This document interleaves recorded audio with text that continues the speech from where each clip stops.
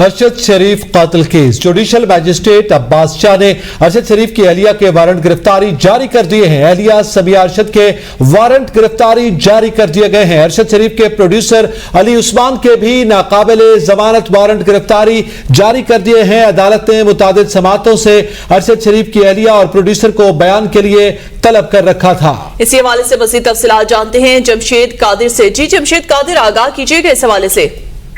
जी बिल्कुल, सहाफी अरशद शरीफ कत्ल केस के हवाले से आज जुडिशल मजिस्ट्रेट ने इस केस की समाअत की।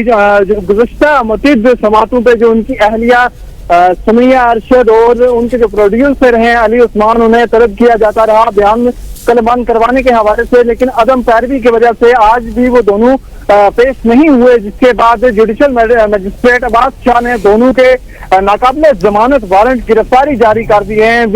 ये बेसिकली जो मुकदमा है वो स्टेट की तरफ से दर्ज किया गया था।